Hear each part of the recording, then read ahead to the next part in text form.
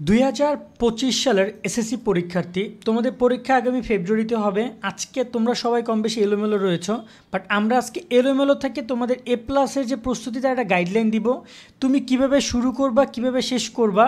আমাদের টার্গেট এ প্লাস, মূল কত হচ্ছে এ প্লাস পাইতে হবে। সেক্ষেত্রে শুরু শেষ ওভারঅল কীভাবে পড়বা, তোমাদের দৈনিক রুটিন কেমন হবে, পুরো ডিটেলস নিয়ে আমরা আজকে আলোচনা করব এবং তোমাদের পুরো রোড ম্যাপটা আমরা দেখিয়ে দিব। যে বিষয়গুলো যদি তুমি অনুসরণ করো, আশা করি তুমি এটা ভালো ফলাফল করতে পারবা। দেখো, এখানে অনেক শিক্ষার্থী রয়েছে যারা কিনা বোর্ড পরীক্ষায় গাইডলাইনগুলো মানো না, যা ইচ্ছা তাই যে কোনো জায়গা থেকে যা ইচ্ছে করে ফেলো। বিষয়টা তা না, তোমার হাতে যে সময়টাই আসে না কেন, যদি তুমি সেটা পারফেক্টলি কাজে লাগাও তাহলে অনেক সুন্দর হবে। তো আমরা শুরু কীভাবে করবা, কি পড়তে হবে, কোন কোন বিষয় পড়তে হবে, সাজেশন এবং পড়াটা কীভাবে শেষ করবা পরীক্ষার আগ মুহূর্তে, প্রপার একটা গাইডলাইন আলোচনা করছি। আর যারা আমাদের চ্যানেলে নতুন, যারা এখন আমাদের চ্যানেল সাবস্ক্রাইব করো না, সাবস্ক্রাইব বাটনে ক্লিক করে রাখো এবং পাশে বেল আইকন বাজিয়ে রাখতে একদম ভুলো না।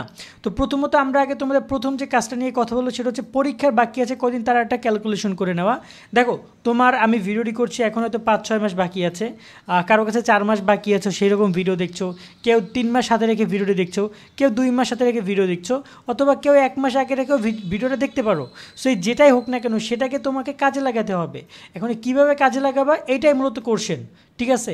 তোমার হাতে 5 মাস সময় আছে, তাহলে তুমি বই 2 বার শেষ করবা, সেরকম প্রিপারেশন নিতে হবে। তোমার হাতে 4 মাস বাকি আছে, 2 বার শেষ করতে হবে। 2 মাস বাকি আছে, অন্তপক্ষে পুরো বই সবগুলো সাবজেক্ট একবার শেষ করার পরিকল্পনা রাখতে হবে।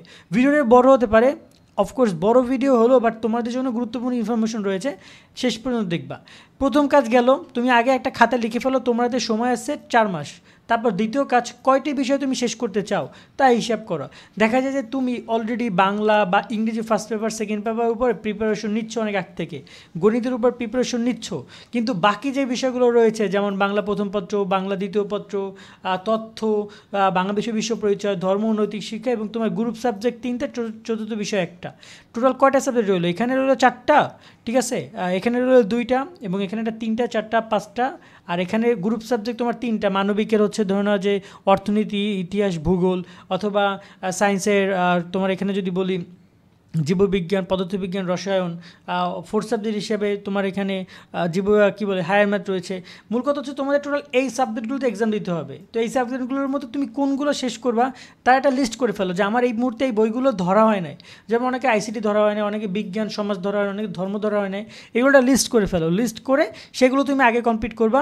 তার সাথে বিজ্ঞান, ইংরেজি এবং হচ্ছে যে ইংরেজি প্রথম, দ্বিতীয় এবং গণিত, এই সাবজেক্টগুলো তোমরা নিয়মিত পড়তে থাকো।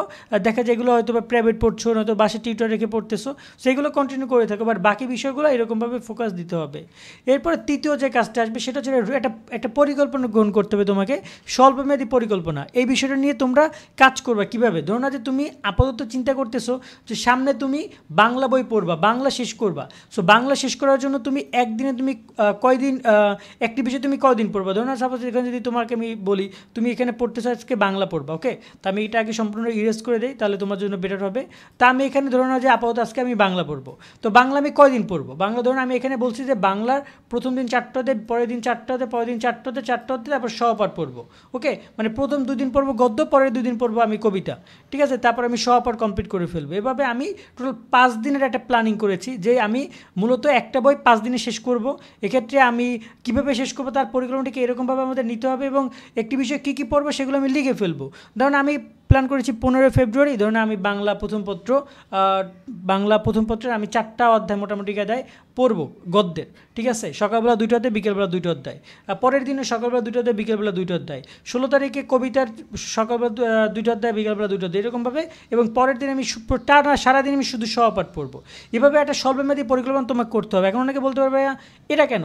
দেখো, যখন তুমি একটা রাস্তা দিয়ে প্রতিদিন যাতায়াত করো, তখন এই রাস্তার আশেপাশে যত গাছগাছালি আছে সব কিন্তু তুমি খুব ইজিলি চিনতে পারো, তাই না? আশেপাশে যা আছে সব কিন্তু তোমার মনে রয়েছে।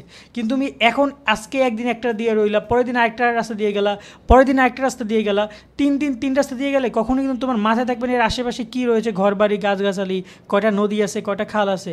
কিন্তু তুমি যদি একটা রাস্তা দিয়ে যাও, তাহলে তুমি সেগুলো যদি 3 বার যাও, 5 বার যাও, তুমি খুব ইজিলি মাথায় রাখতে পারবা। ঠিক এরকমভাবে তোমাকে স্বল্পমেয়াদী পরিকল্পনাটা বাস্তবায়ন করতে হবে যে আমি যদি সবগুলো বিষয়ে একবারে প্রতিদিন 1 ঘন্টা করে না পড়ে আমি পুরো দিনটা যদি পুরো বাংলা বইয়ে দিই, তাহলে আমার মাথার মধ্যে সব কিছু ঢুকে যাবে বাংলা সম্পর্কিত। বাংলা বই আমি টোটাল প্রায় এখানে ধরো না যে প্রায় 6 দিন আমি টাইম দিচ্ছি বা 5 দিন আমি টাইম দিচ্ছি, 5 দিন আমি বাংলাই পড়বো, আমি অন্য কোনো কিছু ধরবো না, পুরো বাংলা নিয়ে তোমার মাথাটা কাজ করবে ওই কটা দিনে, ঠিক আছে।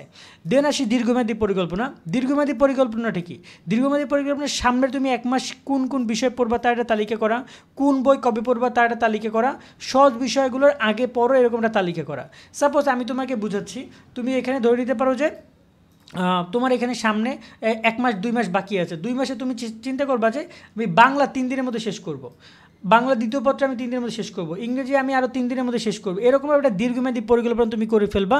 ওই যে প্রথমে আমরা বলেছিলাম যে তোমাদের পরীক্ষার বাকি আছে কয়দিন, সেটার উপর ক্যালকুলেট করে তোমরা ঠিক এরকমভাবে একটা রোড ম্যাপ করে ফেলবা যে আমি এতদিন বাকি আছে, এই প্রত্যেকটাতে বই শেষ করতে আমার 4 দিন করে লাগবে বা 5 দিন করে লাগবে, কোনো বই বেশি লাগে কোনো বই কম লাগে, সেভাবে একটা দীর্ঘমেয়াদী পরিকল্পনা করবা যে তুমি এরকমের কয় দিনের মধ্যে তোমার পুরো বই শেষ করে ফেলবা। এটা পুরো বইটা রুটিন হবে, দীর্ঘমেয়াদী রুটিন, এবং তুমি সেই অনুযায়ী তোমার পড়তে হবে এবং সহজ পড়াগুলো সহজ বিষয়গুলো আগে রাখবা। যেমন ধর বাংলা সহজ, তাই আমি বাংলা আগে রেখেছি, বাংলা দ্বিতীয় পত্র সহজ তা আমি রেখেছি। তারপর তুমি চাইলে ইসলাম শিক্ষা রাখো, তারপর বিজ্ঞান রাখো বা সমাজ রাখো, মানে এরকম সহজ সহজ সাবজেক্টগুলো আগে পড়বে, এতে করে পড়ার প্রতি আগ্রহটা বাড়বে, যাতে করে দেখা যায় কঠিন সাবজেক্ট আগে রাখলে অনেকে পড়ার প্রতি দ্বিমুখ হয়, সে চলে যায়, সে আর পড়তে চায় না। তো চতুর্থ কাজ হিসেবে দীর্ঘমেয়াদী পরিকল্পনা করে ফেলবা।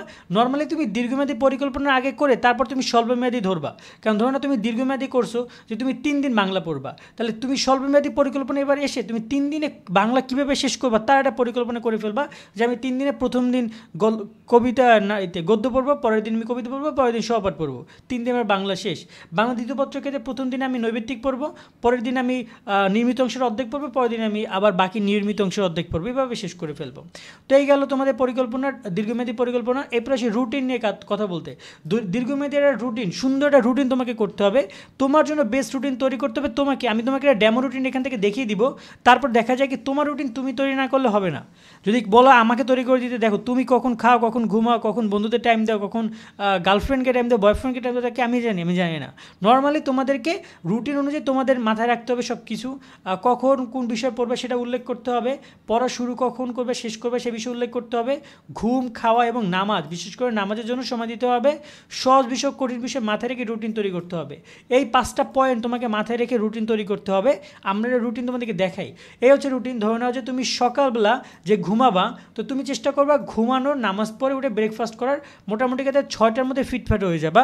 অনেকে আবার একটা ব্যাপার হচ্ছে যে অনেকে চায় যে সকালবেলা, অনেকে সকালবেলা দেখা যায় ঘুম উঠতে দেরি হয়ে যায়, তারা তুমি এক্ষেত্রে তুমি 7টা থেকে শুরু করতে পারো, লাগলে এই 1টা ঘন্টা তুমি বাদ দিতে পারো, ওকে, তুমি চাইলে বাদ দিতে পারো। বাট আমি তোমাদেরকে বলবো যে তোমরা যদি পারো কন্টিনিউ করো, যদি পারো এইটা কন্টিনিউ করো, যদি না পারো তাহলে বাদ দাও। বাট যদি 7টা থেকে ধরো, 7টা থেকে তুমি মিনিমাম দেখো এই সকালের এই টাইমটুকু, এই যে 7টা থেকে 9টা পর্যন্ত 2টা ঘন্টা ব্রেন মস্তিষ্ক অনেক ঠান্ডা থাকে, তুমি যা পড়বা তাই খুব দ্রুত মুখস্থ হবে। তো এই জায়গায় কঠিন বিষয় যেমন গণিত, যেমন ইংরেজি, এই সাবজেক্টগুলো পড়তে পারো। তারপর দেখা যায় যে স্টাডি টাইম বা ক্লাস থাকে 9টা থেকে তোমাদের ক্লাস শুরু হয় একদম 1টা পর্যন্ত, কোনো ক্ষেত্রে 3টা পর্যন্ত তোমাদের ক্লাস চলে। এই টাইমটা তোমার যদি তুমি বাসায় থাকো তাহলে সহজ কোনো বিষয় পড়ো, আর যদি বাসায় না থাকো তাহলে যদি তুমি ক্লাস সেক্ষেত্রে তো ক্লাস, এখানে কোনো অপশন তো নাই। পরবর্তী 3টা থেকে 5টা যদি তুমি পারো, এখানে এই যে ঘুমের কথা আমি লিখে দিয়েছি স্লিপ, তুমি যদি পারো স্লিপ মানে ঘুমাও, আর যদি না পারো, যদি না ঘুমাও তাহলে তুমি এই বিষয়ে সহজ বিষয়গুলো এই টাইমে পড়তে পারো। আবার 5টা থেকে তোমার হচ্ছে গিয়ে যে এখানে যদি বলি 6:30 পর্যন্ত একটা টাইম আমি দিয়েছি, তো এখানে তুমি স্টাডি টাইম বা স্পোর্টস হিসেবে দিয়েছি, তুমি চাইলে খেলাধুলা করতে পারো বা চাইলে বাসা বসে পড়তে পারো। পড়াটা ইম্পর্টেন্ট না, খেলাধুলা অনেক ইম্পর্টেন্ট। যদি পারো একটু রাস্তায় গিয়ে খেলাধুলা করো, মোবাইল টেপো না, রাস্তায় গিয়ে একটু হাঁটাহাঁটি করে, একটু বন্ধুদের সাথে আড্ডাতে একটু ঘোরাঘুরি করো, ক্রিকেট ফুটবল কিছু একটা খেলো, সেটা যে কোনো জায়গায় হোক। আর যদি পড়ো তাহলে সহজ বিষয়গুলো পড়বা। এরপর একটা ব্রেক নিবা, ঠিক আছে, 6:30 থেকে 7টা পর্যন্ত একটা ব্রেক নিবা, 7টা থেকে শুরু করবা এবং হচ্ছে টানা 11টা পর্যন্ত। এখানে প্রথম থেকে সহজ বিষয়, পরে কঠিন বিষয়, পরে হচ্ছে সবার শেষে রিভিশন, সারাদিনে যা পড়েছো সেটা রিভিশন তুমি অফকোর্স দিবা। এভাবে দিয়ে তুমি 11টা থেকে আবার সেই 5টা পর্যন্ত বা 6টা পর্যন্ত তুমি ঘুমাবা। তো ঠিক এরকম আমরা রুটিন তৈরি করতে পারো। আমি তোমার চাইলে রুটিন একটা স্ক্রিনশট নিতে পারো, ঠিক আছে, স্ক্রিনশট নিয়ে তুমি তোমার মতো করে টাইম করে লিখে দিতে পারো। তবে আবারও বলতেছি, এই জায়গায় কোনো সময় সাবজেক্টের নাম লিখবে না। সাবজেক্টের নাম লিখলে কী হয় জানো, তোমার মাথার মধ্যে দেখবে যে কোনো একটা সাবজেক্ট পড়তে না পারলে তখন মাঝে মধ্যে প্যারা দিবে যে আমি এটা পড়তে পারি নাই, তখন রুটিনটা এলোমেলো হয়ে যাওয়ার সম্ভাবনা বেশি। তাতে কঠিন এবং সহজ বিষয় নামে দুইটা ক্যাটাগরি করবা পুরো বইগুলোকে এবং সেভাবে কমপ্লিট করবা, কেমন? দেন আমরা কথা বলি তোমাদের পরবর্তী স্টেপ, সেটা হচ্ছে যে অধ্যায়ভিত্তিক এবং হচ্ছে যে তোমাদের সাবজেক্ট ভিত্তিক পড়াশোনা করা। দেখো তোমরা যখন একটা সাবজেক্ট নিবা, ওই যে আমি প্রথমে তোমাদেরকে যে টপিকটা বলেছিলাম যে ধরো না তুমি এখানে স্বল্পমেয়াদী পরিকল্পনার কথা বলি, স্বল্পমেয়াদী তুমি বাংলা পড়বা টোটাল 5 দিন, ঠিক আছে? 15 তারিখ থেকে 19 তারিখ পর্যন্ত 5 দিন বাংলা পড়বা। তো এই জায়গায় তুমি কীভাবে সাবজেক্ট ভিত্তিক বাংলা পড়বা সেটা আগে মাথায় রাখতে হবে। কয়টি অধ্যায় পড়বা তার একটা হিসাব তোমাকে করতে হবে। এটা তুমি পাবা কোথায়? সাজেশনে পাবা যে তোমাকে কয়টি অধ্যায় পড়তে হবে। নোট খাতা মেনটেন করতে হবে, তুমি যখন পড়বা তখন নোট খাতা মেনটেন করা। কারণ দেখো তুমি একটা বইয়ে পড়ে অনেক কিছু জানতে, সেটা গণিতের হোক, সেটা ইংরেজির হোক, সেটা বাংলার হোক, তখন দেখা যায় যে তুমি লাগলে 5টা 6টা পেজ নিয়ে এটা নোট খাতা বানাও, সমস্যা নাই। বাট ছোটো ছোটো ইনফরমেশনগুলো নোট খাতায় লিখে রাখবা, যাতে করে পরবর্তীতে শুধুমাত্র নোট খাতাটা তুমি দেখবা, শুধুমাত্র নোট খাতাটা তুমি একটু দেখবা, তাতে দেখবা যে তোমার ওই পুরো বইয়ের একটা ওভারভিউ তুমি পেয়ে গেছো। আমরা একটা রিভিউ দেখি না, মুভি রিভিউ, একটা মুভি রিভিউ দেখলে কিন্তু আমরা পুরো মুভিটা সম্পর্কে জানি, তাই না? তো তুমি মুভিটা হয়তো বা যে মুভি রিভিউটা বানাচ্ছে সে কিন্তু 10বার মুভিটা দেখে তারপর মুভি রিভিউ দিচ্ছে, তাই না? তো দেখা যায় তুমি কিন্তু রিভিউ দেখলেই পুরো মুভি সম্পর্কে আইডিয়া পাচ্ছ। তো ওরকমভাবে তুমি যখন পড়বা তখন চেষ্টা করবা নোট খাতা মেনটেন করার, এতে করে নোট খাতা যখন ধরবা তখন পুরো বই সম্পর্কে ধারণা হবে। ওই সাবজেক্টগুলো কয়দিন পড়বে তার একটা হিসাব করে নিবা তুমি। এক্ষেত্রে মূল ব্যাপারটা হচ্ছে যে অধ্যায়ভিত্তিক সাবজেক্ট বা সাবজেক্ট ভিত্তিক যখন পড়বা তখন তুমি কয়টা অধ্যায় পড়বে সাজেশন থেকে সেটা জেনে নিবা। তোমাদের প্রত্যেকটা সাবজেক্টের সাজেশন ভিডিও দেওয়া আছে, যারা দেখো না সেগুলো দেখে নিও, সেখানে সব বিষয় এক্সপ্লেন করা আছে। আর অধ্যায়ভিত্তিক প্রস্তুতি নিয়ে যদি কথা বলি, দেখো তুমি যখন সাবজেক্টে পড়বা, ধরো না যে তুমি এখানে বাংলা কথা যদি বলি, বাংলায় তুমি এখানে কোনো একটা গল্প পড়ছো, ঠিক আছে? তুমি কোনো একটা গল্প পড়ছো, ধরো না যে সোনার তরী পড়ছো, আর সোনার তরী তুমি আগে পড়বা সৃজনশীল, তারপর বহু নির্বাচনী। আগে সৃজনশীল পড়তেই হবে, তারপর বহু নির্বাচনী। কেন? সৃজনশীল যদি পড়ো, সৃজনশীল হচ্ছে ধরে নাও যে একটা জাল, তুমি একটা জায়গায় জাল দিচ্ছ, আর বহু নির্বাচনী হচ্ছে যে ফোটাগুলো পূরণ করে দিবে। সৃজনশীল একটা অধ্যায় সম্পর্কে ব্যাপক ধারণা তোমাকে দিবে, আর বহু নির্বাচনী ওই যে ধারণা দিতে যতটুকু গ্যাপ থাকবে ওই গ্যাপটা বহু নির্বাচনী পূরণ করে দিবে। তো আগে সৃজনশীল, দেন বহু নির্বাচনী। তারপর বিগত সালের প্রশ্ন, supplement, test paper, model test, যতগুলো জায়গা থেকে পারো একটা অধ্যায়কে যতটুকু কার্যকরী বানানো যায় সেটা কমপ্লিট করবা, ঠিক আছে? একটা অধ্যায় ধরো তুমি 3-4 ঘন্টা পড়ছো, তাহলে 1-1.5 ঘন্টা তুমি সৃজনশীল পড়ো, 1 ঘন্টা নৈবিত্তিক পড়ো, আর বাকিগুলো অধ্যায়ভিত্তিক, সাপ্লিমেন্ট, টেস্ট পেপার এগুলো একটু ঘাটাঘাটি করে নতুন কী কী আসে সেগুলো দেখো। এভাবে 3-4 ঘন্টা করে টাইম দিয়ে একটা অধ্যায় কমপ্লিট করবা, বুঝতে পারছো? তো এভাবে সাবজেক্ট এবং অধ্যায়ভিত্তিক তোমাদের প্রিপারেশনগুলো নিতে হবে। এরপরে আমরা আসি সবচেয়ে গুরুত্বপূর্ণ কাজ, সেটা হচ্ছে তোমাদের রিভিশন নিয়ে একটা গল্প বলি। ধরো নাও যে এখানে একজন রিক্সা চালক এবং একজন রিক্সা চালক, দুইজনই রিক্সা চালায়। তো দুইজনে কি করে, এই যে ব্যক্তি উনি প্রথম ব্যক্তি, তিনি কি করে, তিনি একটা রিক্সা যখন চালায় তখন তিনি রিক্সাটা যখন এরকমের তোমার চালাতে চালাতে যখন একদম থেমে যায় তখন তিনি কি করে জানো, তখন তিনি পুরো রিক্সাটা একদম থেমে যখন যায় তখন তিনি আবার একটা প্যাডেল মেরে আবার তিনি রিক্সা চালান, আবার যখন থেমে যায় তখন তিনি আবার রিক্সা চালান। ঠিক এরকম করছে। কিন্তু দ্বিতীয় ব্যক্তি কি করছে জানো? দ্বিতীয় ব্যক্তি কি করছে, একটু পর পর প্যাডেল মারতেছে, কারণ তার রিক্সা থামতে দিচ্ছে না, এখন এখানে একটা কথা হচ্ছে যে কে কষ্ট বেশি করতেছে, যে একটু পর পর প্যাডেল মারতেছে সে, নাকি যে কিছুক্ষণ পর একদম রিক্সা থেমে যাচ্ছে সে বেশি কষ্ট করতেছে?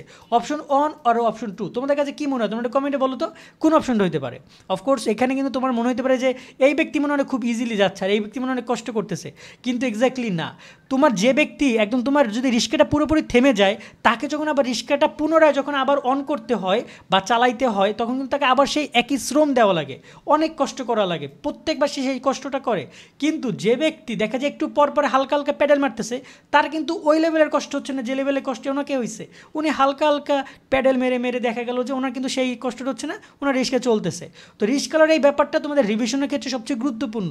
কীরকমের দেখো, তুমি যদি একটা জিনিস ভুলে যাও তার থেকে বেটার তুমি অল্প অল্প করে কিছুদিন পর পর রিভিশন দাও, তাতে ভুলে গেলে কিন্তু সেটা আবার মনে করতে তোমার ওই প্রথম রিস্কালার ব্যক্তির মতো অনেক কষ্ট হবে। তো সেটা না করে তুমি কিন্তু পারো যে তুমি প্রথম ব্যক্তির মতো না করে তুমি দ্বিতীয় ব্যক্তির মতো তুমি ভুলে যাওয়ার আগে আরেকবার পড়ো, 1-2বার রিভিশন দাও, 1-2বার শুধুমাত্র রিডিং পড়ে যাও, দেখবো তোমার মাথার মধ্যে থেকে গেছে। এবং এভাবে তোমরা রিভিশন দিতে পারো যে 2 দিনে তুমি বাংলা প্রথম, 2 দিনে বাংলা দ্বিতীয়, সারাদিন বাংলা প্রথম নিয়ে পড়ে থাকবা, সারাদিন বাংলা দ্বিতীয় পত্র নিয়ে পড়ে থাকবা। বিশেষ করে এটা পরীক্ষার আগে এরকম একটা প্ল্যানিং করে দেখা যায় যে তুমি তোমার পুরো বই কমপ্লিট করে ফেলবা। আর নিজে পরীক্ষা দেওয়ার ব্যাপারটি এরকম যে যখন তোমার পুরো বই হয়ে যাবে, পুরো বই পড়াশোনা যখন কমপ্লিট হয়ে যাবে তখন তুমি নিজের উপরে এক্সাম এক্সামগুলো দিবা, যেমন টেস্ট পেপারের উপরে এক্সাম, মডেল টেস্টের উপরে এক্সাম, মানে নিজেকে পরখ করে নিবা যে যত বেশি পরীক্ষা দিবে তার রেজাল্ট তত ভালো সম্ভাবনা রয়েছে এবং সে অনেক ভালো ফলাফল করবে। সেই জায়গায় নিজে একটু পরীক্ষা দেওয়ার প্ল্যানিং করো, আশা করি আরও ভালো কিছু করতে পারবা। কারণ নিজের পরীক্ষা দিলে দেখা যায় নিজের কোন জায়গায় ল্যাকিংস আছে, কোন জায়গায় ভুল ত্রুটি আছে, সেগুলো খুব ইজিলি আইডেন্টিফাই করা যায় এবং সেখানে কাজ করা যায়।